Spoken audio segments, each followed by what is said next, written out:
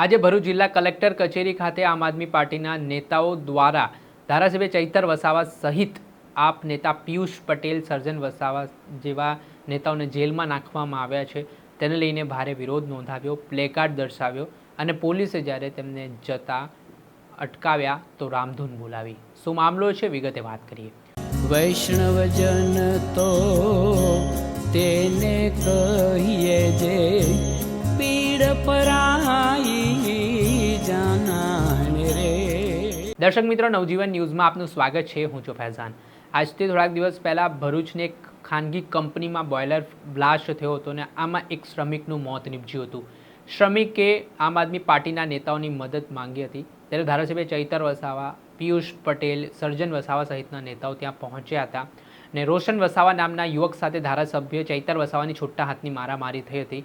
આ ઘટનાનો video viral થયો હતો અને ધારાસભ્ય ચૈતર વસાવા સામે 3 જેટલી પોલીસ ફરિયાદ પણ થઈ હતી। ત્યારબાદ આપ નેતાઓ સામે પણ ફરિયાદ થયા બાદ તેમની ધરપકડ પણ કરવામાં આવીને હાલ તેઓ જેલમાં બંધ છે। આને લઈને આમ આદમી પાર્ટીમાં પણ ભારે આક્રોશ ફાટી નીકળ્યો છે અને આજે આદિવાસી નેતા નિરંજન વસાવા મોટી સંખ્યામાં આમ આદમી પાર્ટીના સમર્થકો સાથે ભરૂચ જિલ્લા કલેક્ટર કચેરીએ રજૂઆત માટે પહોંચ્યા, પ્લેકાર્ડ સાથે વિરોધ નોંધાવ્યો અને પોલીસે જ્યારે કલેક્ટર કચેરી જતા અટકાવ્યા તો ત્યાં પગથિયા ઉપર બેસીને રામધૂન પણ બોલાવી। એ ઘટનાનો વિડીયો સામે આવ્યો છે, સાથે જ નિરંજન વસાવાએ શું ચીમકી ઉચ્ચારી છે તે સાંભળો।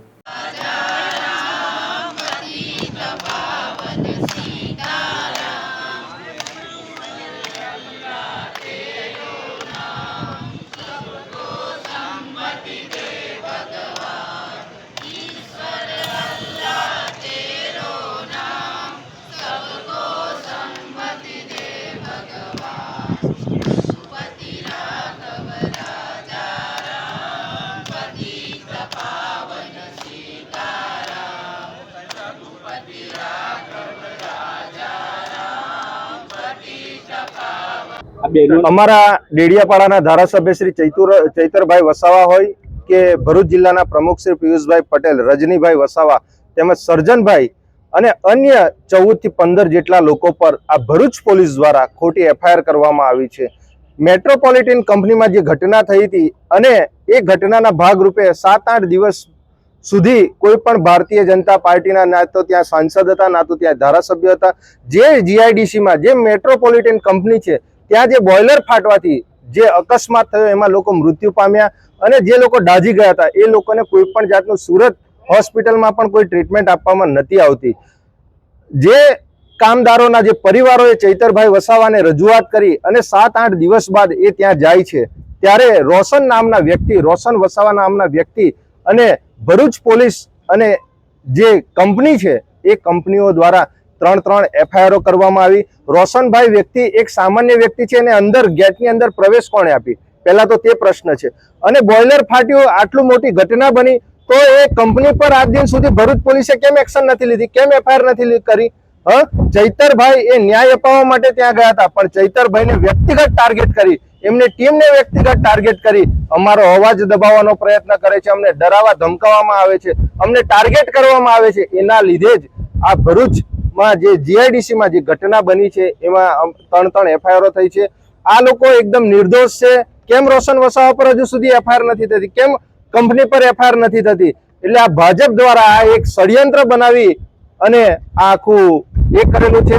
ચૈતરભાઈને એક બીજા પણ ગુનામાં આ લોકોએ ત્યાં બરોડા સેન્ટ્રલ જેલમાં એમને મૂક્યા છે, એમને 7 વર્ષની સજા છે।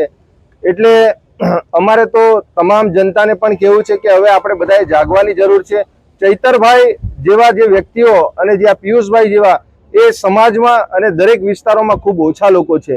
આમ આદમી પાર્ટીના જે કાર્યકર્તાઓ અવાજ ઉઠાવે છે દરેક સમાજનો, ત્યાં આ ભારતીય જનતા પાર્ટી દ્વારા ખોટા કેસો કરી, ખોટા એફઆઈઆરો કરી અને એમને ડરાવવા ધમકાવવાનો પ્રયત્ન કરે છે।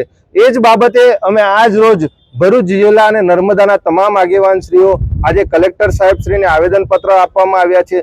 જો પિયુષભાઈ, રજનીભાઈ અને સર્જનભાઈ અને સાથે સાથે ચૈતરભાઈના જે 15 જેટલા લોકો છે, જો એ લોકોને આવનારા દિવસોમાં ન્યાય નહીં મળે તો અમે આવનારા દિવસોમાં ભરૂચમાં આનાથી પણ મોટો કાર્યક્રમ આપવા જઈ રહ્યા છે। નિરંજનભાઈ વસાવા, આમ આદમી પાર્ટી પ્રદેશ સંગઠન મંત્રી। જે આપણે સાંભળ્યા હતા આમ આદમી પાર્ટીના આદિવાસી નેતા નિરંજન વસાવા તેઓ કહી રહ્યા છે કે જો આગામી સમયમાં આ બાબતે કોઈ નિરાકરણ લાવવામાં નહીં આવે તો ઉગ્ર આંદોલન કરવામાં આવશે. તેના જ કારણે મામલો ગરમાયો છે.